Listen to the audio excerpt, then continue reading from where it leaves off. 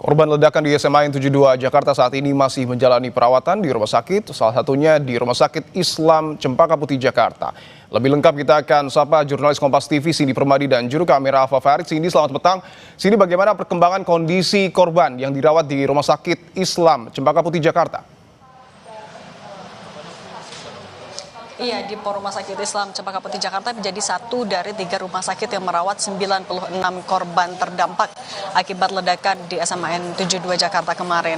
14 diantaranya masih dirawat di RSI Cempaka Putih, 2 masih dirawat di ICU. Nah, kemudian ada lagi juga kalau di Rumah Sakit Yarsi misalnya 14 juga masih dirawat, 1 di ICU, kemudian 1 lagi di Rumah Sakit Pertamina Jaya. Sementara sisanya dari 96 itu sudah dipulangkan atau sudah boleh menjalani rawat jalan. Nah, kalau dari keterangan yang kami kumpulkan dari dokter-dokter, sebenarnya mayoritas dari pasien mengalami gangguan pendengaran. Entah itu tidak bisa mendengar pada kemarin setelah kejadian atau ada dengungan atau suara bising di telinganya, tapi per hari ini sudah semakin membaik. Keluhan yang paling banyak dirasakan ini juga menjadi alasan kenapa kemudian rumah sakit mengerahkan dokter spesialis THT. Selain itu ada juga yang mengalami luka bakar sehingga perlu penanganan lebih lanjut. Ada juga yang mengalami trauma di bagian perut sehingga membutuhkan operasi. Ini adalah hal-hal yang dilakukan oleh beberapa rumah sakit ini untuk menangani korban-korban yang mayoritas adalah siswa. Kemudian tidak hanya penanganan, tapi juga observasi dilakukan oleh dokter-dokter selama beberapa hari ke depan untuk melihat bagaimana perkembangannya. Apakah kalau misalnya sudah membaik bisa dipulangkan atau rawat jalan atau membutuhkan penanganan lebih lanjut.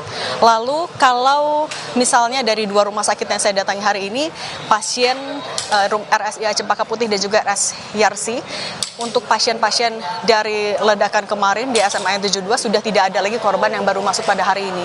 Artinya korban-korban atau pasien yang dirawat adalah pasien yang sudah dirawat sejak kemarin, sehingga untuk di instalasi gawat darurat di RSI Cempaka Putih misalnya, kalau kemarin menjadi unit pelayanan bagi siswa ataupun juga pasien, saat ini area IGD sudah clear karena mereka kemudian sudah pelayanannya sudah disesuaikan dengan keluhan mereka masing-masing. Nah, lalu tidak hanya penanganan fisik tapi penanganan psikis juga yang jadi fokus. Misalnya kalau di RSYRC diturunkan juga ada psikolog klinis, ada psikolog anak. Kemudian kalau dari KPAI juga bilang kalau pendampingan psikologis ini tidak hanya difokuskan kepada korban terdampak langsung, tapi juga kepada seluruh siswa SMA N 72 Jakarta. Lalu kalau dari Kementerian Sosial juga akan memberikan bantuan berupa rehabilitasi sosial. Jadi setelah penanganan medis ini sudah selesai, itu yang menjadi prioritas pertama. Secara beriringan nantinya dari Kementerian Sosial akan menerjunkan pendamping, bisa jadi ke rumah masing-masing untuk berdialog terlebih dahulu dengan orang tuanya ataupun juga dengan keluarga. Kemudian baru nanti setelahnya dilakukan pendampingan juga kepada pasien-pasiennya. Untuk berapa lama rehabilitasi sosial ini dilakukan akan tergantung dari asesmen yang dilakukan. Bisa sebulan, bisa 2 bulan, itu akan diserahkan kepada tim pendamping dan dipastikan semuanya gratis. Semua adalah bantuan dari pemerintah, tidak hanya rehabilitasi sosial, tapi juga bantuan berupa tanggungan biaya rumah sakit atau perawatan. Kemarin juga dari Pemprov DKI Jakarta sudah bilang, sudah ada arahan kepada Kadinkes, Kadisdik, dan wali kota terkait agar semua tanggungan biaya rumah sakit akan dibayarkan oleh Pemprov DKI Jakarta. Dipo. Bahwa di RSI Cempaka Putih, Jakarta ada 2 korban yang kemudian dirawat di ruang ICU. Apakah Anda memiliki informasi siapa kedua korban tersebut dan seperti apa kondisinya saat ini? Diduganya, kalau informasi yang kami kumpulkan, salah satunya memang adalah terduga pelaku. Kondisi lebih detailnya memang tidak dijabarkan, tapi yang bisa digambarkan oleh Kapolri tadi saat kunjungan adalah ketika 2 pasien ini sedang dirawat di ICU, artinya butuh penanganan lebih lanjut, dibatasi juga komunikasi dengan orang-orang terkait karena masih membutuhkan istirahat ataupun juga untuk menghindari adanya infeksi lebih lanjut. Sedikit juga menggambarkan soal update apa yang disampaikan oleh Kapolri tadi, tidak hanya soal bagaimana penanganan medis tapi juga penanganan kasus, Dipo. Yang pasti saat ini dilakukan polisi adalah mengumpulkan keterangan, kemudian memeriksa barang bukti, serta mendalami semua kemungkinan yang bisa merujuk kepada motif, termasuk soal dugaan apabila terduga pelaku ini adalah korban bullying. Nah, yang bisa dipastikan oleh Kapolri sejauh ini adalah pelakunya sejauh ini adalah baru 1 orang dan adalah siswa SMA N 72.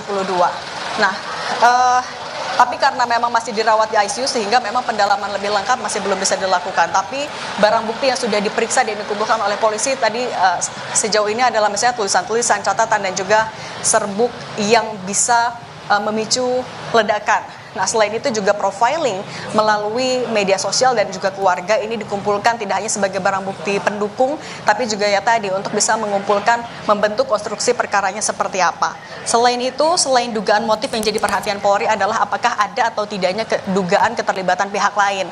Nah, poin ini nantinya juga akan mengarah kepada penyelidikan polisi, apakah terduga pelaku ini terkait organisasi tertentu atau dari mana ia terpapar konten-konten tertentu.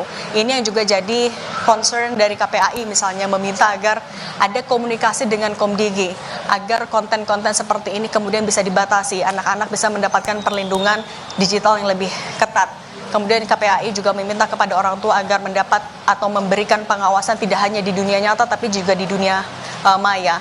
Nah, terkait juga dugaan motif tadi Menteri Sosial sudah bilang meminta publik untuk juga tidak berspekulasi terlebih dahulu, tidak terbawa berita hoax yang ada di media sosial dan menyerahkan sepenuhnya kepada polisi, menunggu apa keterangan resmi dari polisi. Dan sejauh ini informasinya juga Menteri PPPA juga akan meninjau langsung, memberikan pendampingan dan juga akan menjenguk langsung 14 korban yang masih dirawat di RSI Cempaka Putih, Dipo.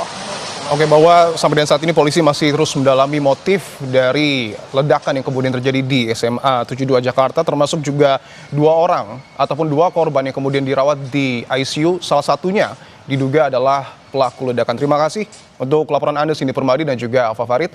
Selamat bertugas kembali.